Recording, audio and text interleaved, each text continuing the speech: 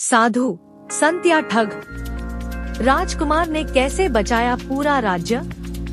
किसी समय की बात है। सौरगढ़ एक विशाल राज्य था। सौरगढ़ राज्य में राजा रुद्रसेन का राज्य था। राज्य के लोग बहुत सुखी थे, खेत उपजाऊ थे, बाजारों में रौनक थी।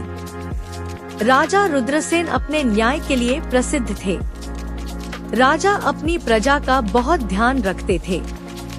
अब राजा बूढ़े हो चले थे। उनका एक नौजवान पुत्र था, राजकुमार अमय।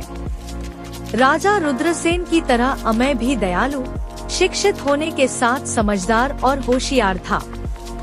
अब राज्य का ज्यादातर कामकाज अमय संभालता था। एक दिन राज्य में एक साधु का आगमन हुआ। उनका नाम था संत त्रिलोक स्वामी। लंबे केसरिया वस्त्र, चमकती माला और गहरी आँखें। त्रिलोक स्वामी की कृति दूर दूर तक फैली थी। वह ज्योतिष विद्या में माहिर थे। लोगों में त्रिलोक स्वामी की चर्चा फैल गई। बाजारों में लोग संत त्रिलोक का गुणगान करने लगे। उनके प्रवचनों में काफी भीड़ आने लगी। लोग उनकी बातों को सच मानने लगे। त्रिलोक स्वामी ने एक प्रवचन के दौरान बताया कि मैं इस राज्य को एक भयानक विनाश से बचाने आया हूँ। लोगों में खुसर पुसर फैल गई। राजा रुद्रसेन तक त्रिलोक स्वामी की बातें पहुँची। राजा रुद्रसेन धार्मिक प्रवृत्ति के थे। वे साधु संतों में आस्था रखते थे। संत के स्वर में एक अजीब आकर्षण था, जिसके कारण राजा ने संत को तुरंत मिलने के लिए राजमहल बुलाया। संत ने दरबार में प्रवेश करा। उसकी चाल धीमी पर आत्मविश्वास से भरी हुई थी। राजा ने संत त्रिलोक स्वामी का आत्मीय स्वागत करा। राजा ने कहा, हमने सुना है आपकी ज्योतिष विद्या के अनुसार हमारे राज्य पर विनाश के बादल मंडरा रहे हैं। संत ने राजा से कहा, महाराज, आपकी उम्र लंबी हो, लेकिन मेरी ज्योतिष विद्या के अनुसार आपके राज्य पर संकट मंडरा रहा है। यदि मेरी 3 भविष्यवाणियों पर ध्यान नहीं दिया गया तो राज्य बड़े कष्ट में फंस सकता है। राजा घबरा गए। उन्होंने पूछा, आपकी भविष्यवाणियाँ कौन सी हैं और उसका उपाय क्या है? संत त्रिलोक ने कहा, महाराज, आप महल का दक्षिणी दरवाजा तुरंत बंद कर दीजिए। वहाँ से बुरा समय आपके महल में प्रवेश करेगा। दरवाजा अगर बंद कर देंगे तो बुरा समय महल में प्रवेश नहीं कर सकेगा। दक्षिण दरवाजे पर जितने सैनिक पहरा दे रहे हैं उन्हें हटाकर उत्तर दिशा की तरफ भेज दिया जाए। हमला उत्तर दिशा की तरफ से होने संभावना है। दूसरी बात, दक्षिण दिशा में जो पुराना सूखा कुआं है उसे पाट दीजिए। वहाँ एक दुष्ट शक्ति पल रही है जिससे बीमारियां फैलेंगी।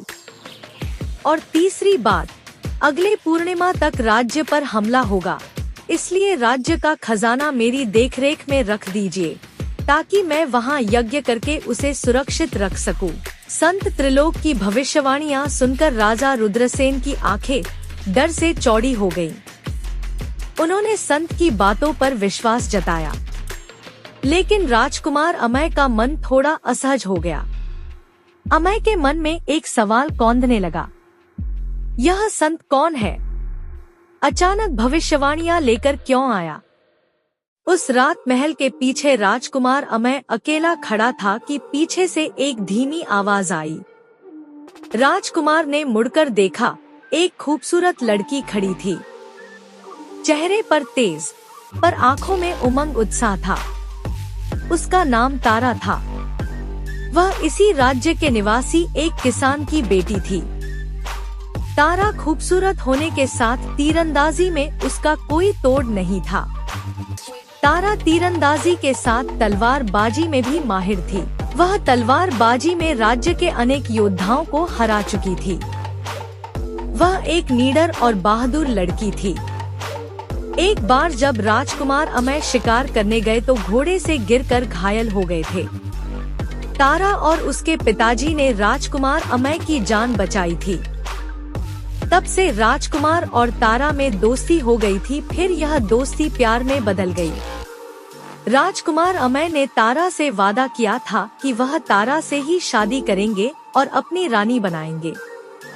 आज यहाँ पर राजकुमार अमय ने तारा को एक खास काम के लिए बुलाया था। अमय ने तारा से कहा, तुम पड़ोसी राज्य जाओ और संत त्रिलोक स्वामी की हकीकत का पता 2 दिन में लगाओ। तारा राजकुमार अमय का आदेश मानकर फौरन काम में लग गई। अगले दिन अमय ने संत की बात मानते हुए दक्षिणी दरवाजा बंद करने का आदेश दिया। राजा खुश हुए। उनको लगा कि अमय भी उनकी तरह साधु संतों का सम्मान करता है, परंतु अमय के मन में कुछ और चल रहा था। रात में अमय ने अपने विश्वसनीय सैनिकों को दरवाजे के बाहर छिपा दिया। यह बात राजा और संत त्रिलोक को नहीं पता थी। संत त्रिलोक ने कहा था कि दक्षिण दिशा में जो पुराना सूखा कुआं है उसे पाट दीजिए, वहाँ एक दुष्ट शक्ति पल रही है जिससे बीमारियां फैलेंगी। राजा ने पुराना सूखा कुआं पाटने की स्वीकृति दे दी। कुआं पाटने की जिम्मेदारी राजकुमार ने ली। अगले दिन तारा संत त्रिलोक के बारे में सारी जानकारी लेकर आ गई। उसने राजकुमार अमय से मिलकर सारी बातें बता दी। राजकुमार अमय तारा की बात सुनकर चौंक पड़े। उनके मन में बिजली सी कौंधी। एक पल को उसे लगा जैसे किसी ने उसके कान में सच्चाई फूंक दी हो। तारा की बातों में सच्चाई थी। राजकुमार को तारा पर पूरा भरोसा था। राजकुमार अमय ने उस सूखे कुएं को पाटने के बजाय कुएं के ऊपर अपने सैनिकों का पहरा लगा दिया और संत त्रिलोक को राजकुमार ने बताया कि कुएं को पाट दिया है। रात में राजकुमार अमय और तारा कुछ सैनिकों के साथ उस सूखे कुएं में उतरे। कुएं के अंदर का दृश्य देखकर राजकुमार अमय और तारा हतप्रभ रह गए। उधर रात के तीसरे पहर में कुछ लोगों द्वारा दक्षिणी दरवाजे को तोड़ने का प्रयास किया गया, मगर अमय के सैनिकों ने उन्हें पकड़ लिया। संत त्रिलोक ने कहा था कि राज्य का खजाना उसकी देखरेख में दिया जाए ताकि वो यज्ञ कर सके। राजा रुद्रसेन त्रिलोक स्वामी की यह बात भी मान गए। अमय बोला, हम कल खजाना आपकी देखरेख में देंगे। कल सुबह आप उसमें यज्ञ कर लें। लेकिन खजाने के कमरे में अमय की एक विशेष व्यवस्था थी। अमय ने रात में खजाने के कमरे के अंदर गुप्त रूप से अपने भरोसेमंद सैनिकों को छिपा दिया था। अगले दिन संत त्रिलोक बोला, मुझे अकेले खजाना देखने दीजिए, मैं अकेले यज्ञ करूंगा। अमय मुस्कुराया, जैसी आपकी इच्छा। संत खजाने के कमरे के अंदर गया। संत त्रिलोक स्वामी सोना चांदी हीरे जवाहरात से भरे घड़ों को देखकर बहुत खुश हुआ। उसे लगा अब खजाना उसका हो जाएगा। मगर संत को मालूम नहीं था कि अमय ने कमरे के अंदर सैनिकों को छुपाया है। अंदर सैनिक निकल आए। सैनिकों ने संत त्रिलोक को घेर लिया। संत अचंभित था, उसकी आंखें फैल गईं। अमय खजाने के कमरे के अंदर आया। उसकी आवाज ठंडी थी, संत त्रिलोक, या कहूँ धोखेबाज त्रिलोकीनाथ, तुम्हारी भविष्यवाणियां यहीं खत्म होती है। संत सक पका गया। वह हैरानी से आंखें फाड़कर देखने लगा। अमय बोला, ये भविष्यवाणियां नहीं है, तुम्हारी एक चाल थी। तुम हमारे पड़ोसी दुश्मन राजा से मिलकर हमारा खजाना लूटना चाहते थे। तुमने दक्षिण दरवाजा बंद करवा दिया ताकि उस दरवाजे को तोड़कर दुश्मन देश के सैनिक वहां से घुस जाएं। लेकिन हमने उन सब सैनिकों को पकड़ लिया। दूसरा, सूखे कुएं को पाटकर अपने ठिकाने को छिपाना चाहते थे। सूखे कुएं के नीचे पहुंचते ही मैंने अजीब चीजें देखी, खाने का भंडार, नक्शे, हथियार, रस्सियां और सबसे बड़ा झटका, छुपे हुए कमरे और कई गुप्त सुरंगों के रास्ते। तुम्हारे सारे साथी भूमिगत सुरंगों से पकड़ लिए गए। उनके पास से राज्य के नक्शे और खजाना लूटने और राज्य पर आक्रमण करने की योजनाएं मिली। तुम खजाना लूटकर उन गुप्त सुरंगों से भाग जाना चाहते थे और फिर दुश्मन राजा हम पर आक्रमण कर देता। तुमने पड़ोसी राजा से मिलकर हमें लूटने का और हम पर आक्रमण करने का प्लान तो अच्छा बनाया था, लेकिन हमें तुम्हारी सारी योजनाओं का पहले ही पता चल गया। तुम साधु और संत के भेष में एक लुटेरे हो। सिपाहियों ने नकली संत को गिरफ्तार कर लिया। जब सब कुछ राजा रुद्रसेन के सामने आया तो राजा रुद्रसेन को अपने बेटे अमय पर बहुत गर्व हुआ। राजा ने कहा, बेटा, आज तुमने मुझे गर्व महसूस कराया।